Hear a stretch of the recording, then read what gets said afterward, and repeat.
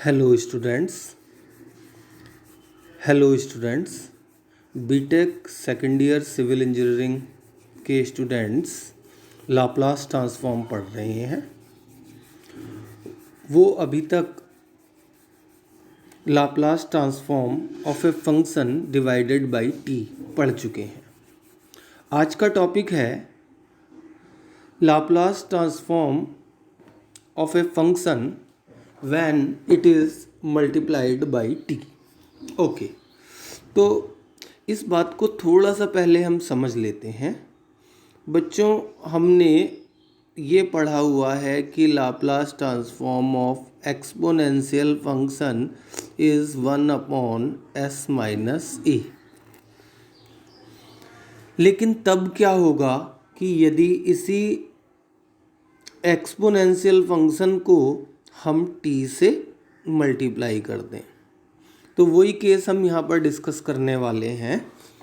तो देखिए, सबसे पहले हम इसका क्या फार्मूला है, क्या थ्योरम है, उसका स्टेटमेंट और प्रूफ करेंगे।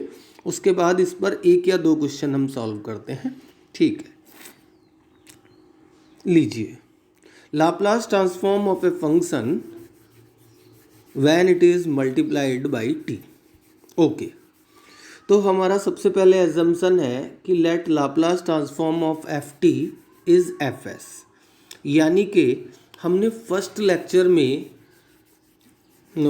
या सेकंड लेक्चर में जो फार्मूले पढ़े थे, उनमें आपके पास में algebraic function, exponential function, trigonometric function और हाइपरबोलिक फंक्शंस का लाप्लास ट्रांसफॉर्म निकालने के रेडी फार्मूले थे।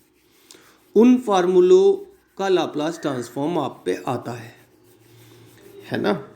अब क्वेश्चन ये है, then what is the Laplace transform of T F T.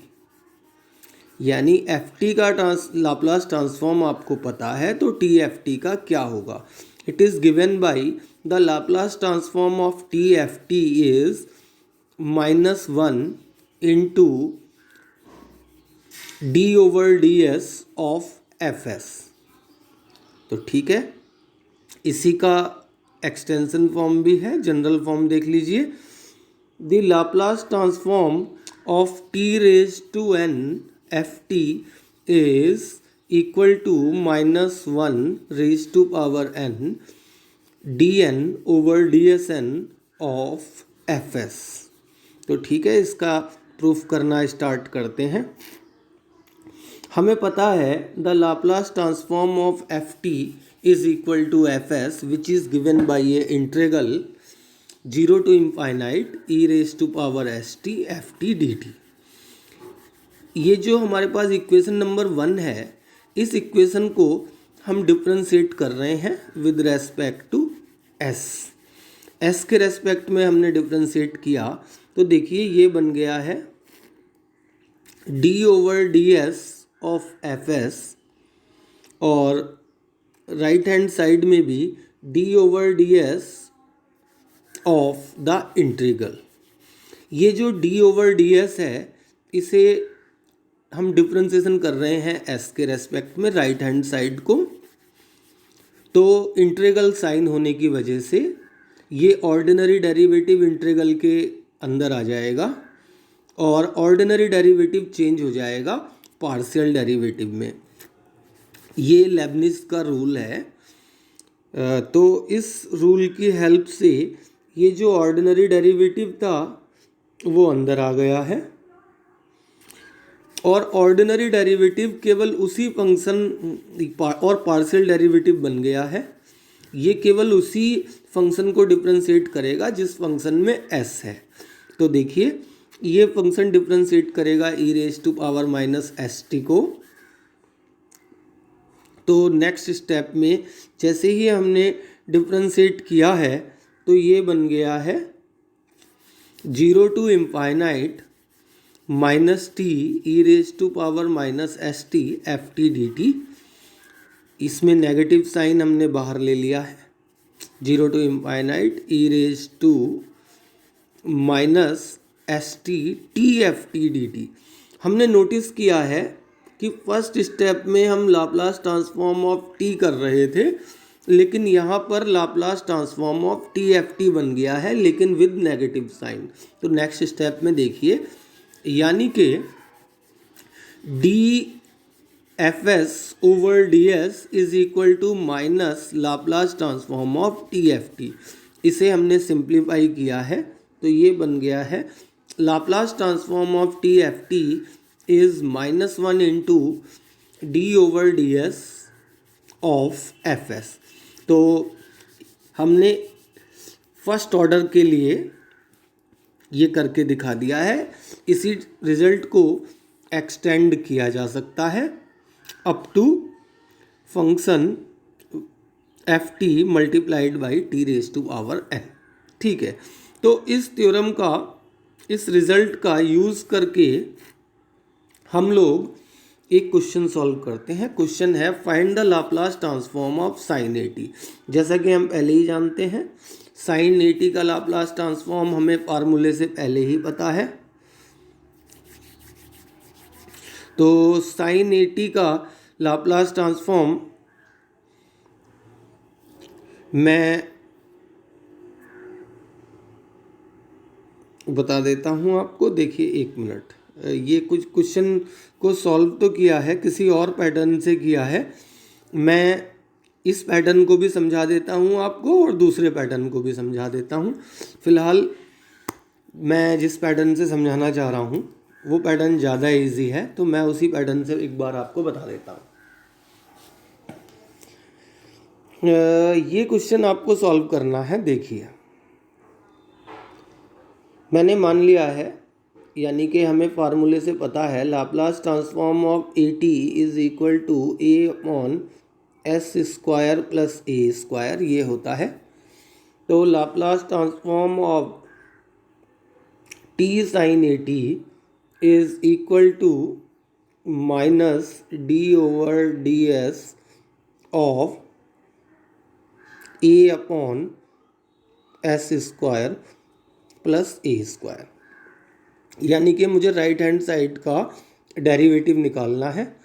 तो ये डेरिवेटिव निकालने के बाद हो जाएगा ए into minus A into S square plus A square की पावर -2 इंटू 2s। सबसे पहले हम ये देख लेते हैं कि आंसर यही आया है जो मैंने बताया है या कुछ और आया है, देखते हैं। तो हमारा आंसर तो वही आया है, बस हमने टेक्निक का थोड़ा दूसरा यूज़ किया है। अब मैं इस टेक्निक को भी एक्सप्लेन कर देता हूँ शॉर्ट में।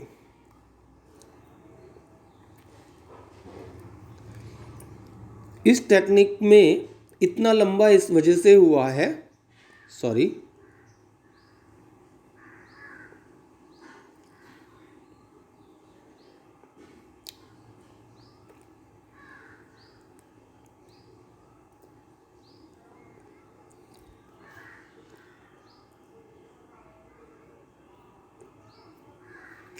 यहाँ पर हम लोग चल रहे हैं। इस टेक्निक में इतना लंबा इसलिए हुआ है क्योंकि साइन ए टी का सबसे पहले मैंने इस फंक्शन को चेंज किया है, नेक्स्ट पेज पर इसी फंक्शन को पर प्रॉपर्टी यूज़ की है और डिफ्रेंशिएट किया है, तो आंसर वही आया है। लेकिन मैं चूँकि वो प्रॉपर्टी आप लोगों को समझा रहा हूँ, इसलिए प्रॉपर्टी से ही करना ज़्यादा बेटर है, जैसा कि मैं पहले ही बता चुका हूँ। दूसरा क्वेश्चन है Laplace transform of T into E raise to power -t sine 2t। तो देखिए, इसमें इस वाले फंक्शन को मैं ft मान रहा हूँ, उस फंक्शन पे फिर मैं ई रेज टू पावर -t की वजह से फर्स्ट शिफ्टिंग थ्योरम लगाऊंगा और उसके बाद में पूरा फंक्शन जो बन जाएगा उस फंक्शन को मैं t से मल्टीप्लिकेशन वाली प्रॉपर्टी का यूज़ करूँगा। तो देखिए, मैंने साइन t को फंक्शन मान लिया है। साइन t का लाप्लास ट्रांसफॉर्म हो जाएगा 2/s स्क्वायर प्लस 4। इसके बाद में मैंने फर्स्ट शिफ्टिंग प्रॉपर्टी लगाई है।